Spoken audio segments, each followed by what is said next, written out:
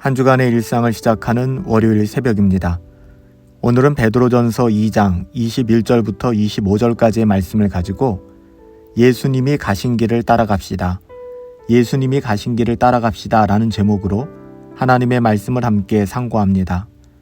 베드로전서 2장 21절부터 25절까지의 말씀이에요.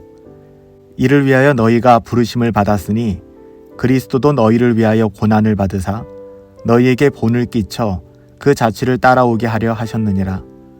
그는 죄를 범하지 아니하시고 그 입에 거짓도 없으시며 욕을 당하시되 맞대어 욕하지 아니하시고 고난을 당하시되 위협하지 아니하시고 오직 공의로 심판하시는 이에게 부탁하시며 친히 나무에 달려 그 몸으로 우리의 죄를 담당하셨으니 이는 우리로 죄에 대하여 죽고 의에 대하여 살게 하려 하심이라.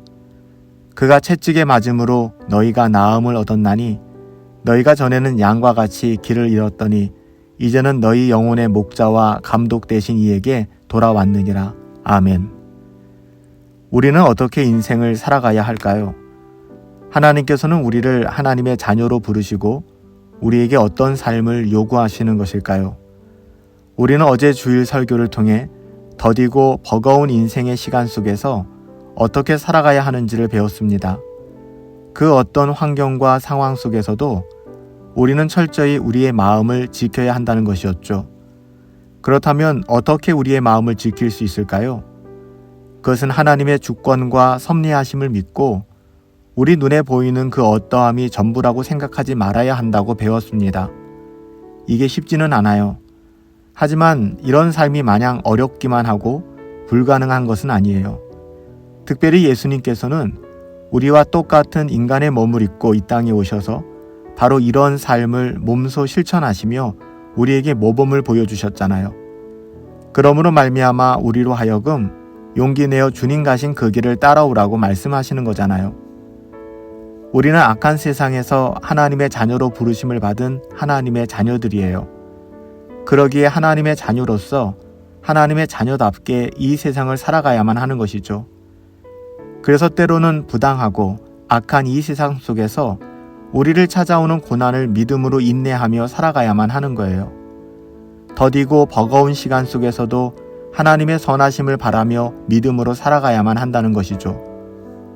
우리는 때때로 이러한 삶을 제시받을 때마다 항상 앓는 소리를 하기 쉬운 것 같아요. 당연히 쉽지는 않죠. 우리의 힘으로는 어렵고 불가능하지만 오직 하나님 은혜 안에서 이러한 삶이 자연스럽게 열매 맺게 되는 것 같아요. 그래서 은혜를 구하는 경건한 삶을 날마다 추구하며 때로는 애쓰고 훈련해야만 하는 거예요. 예수님께서는 친히 이러한 삶에 대하여 우리에게 모범을 보여주셨습니다. 그러니까 우리는 예수님이 가신 그 길을 따라가기만 하면 되는 거예요.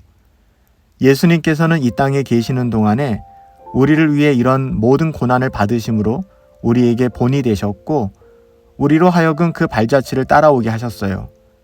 이렇듯 선을 행하며 고난을 당하는 삶이야말로 참된 하나님의 자녀들이 이 세상을 살아가는 삶인 거예요.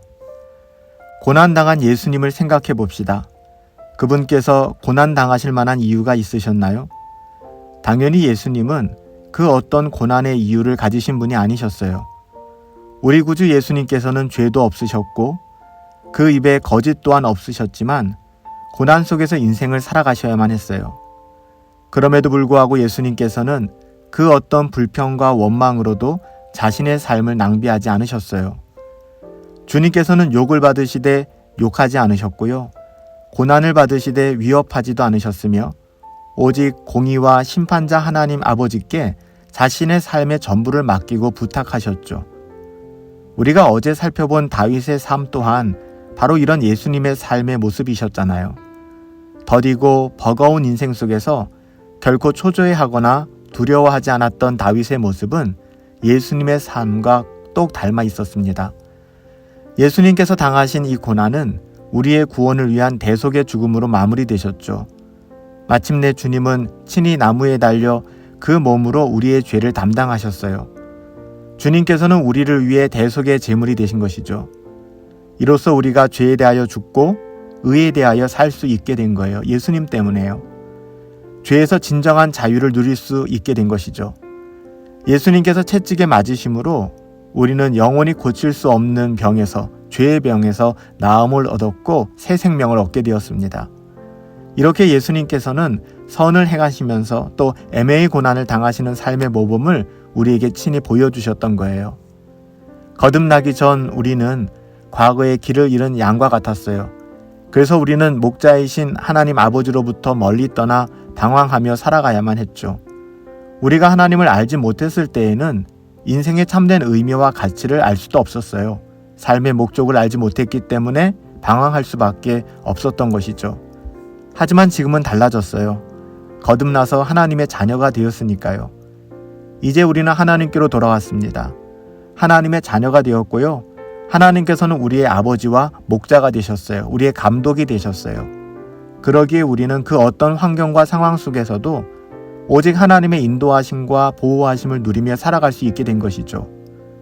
하나님의 주권과 섭리하심 아래서 하나님의 자녀들은 비록 더디고 버거운 인생의 시간을 보낸다 할지라도 믿음으로 이 세상을 이기며 살아갈 수 있게 된 거예요. 오늘도 우리 영혼의 목자와 감독이 되신 주님을 따라 좁은 문으로 들어가 좁은 길을 향해서 주님께서 가신 그 길을 우리도 함께 걸어갈 수 있었으면 좋겠습니다. 비록 우리의 환경과 상황이 이해할 수 없으며 버겁고 더디다 할지라도 우리에게 모범이 되신 주님을 기억하며 감사함으로 믿음의 여정을 감당하실 수 있게 되기를 예수님의 이름으로 축복합니다. 살아계신 아버지 하나님, 우리 주 예수 그리스도께서 걸어가신 그 길, 오직 그 좁은 길을 벗어나지 않고 주님과 동행할 수 있도록 우리의 영혼을 붙들어 주시옵소서. 어떤 삶의 자리에서든지 예수님이라면 어떻게 하셨을까를 생각하게 하고 결정하며 반응하게 하옵시고 우리 안에 오직 예수님 닮은 삶이 증거될 수 있도록 은혜 베풀어 주시옵소서. 예수님의 이름으로 기도하옵나이다. 아멘. 한 주간의 일상을 시작합니다. 오늘도 다른 것 없죠. 예수님께서 걸어가신 그 길을 따라 한눈 팔지 말고 믿음으로 정신 차리며 살아갈 수 있게 되기를 예수님의 이름으로 축복합니다.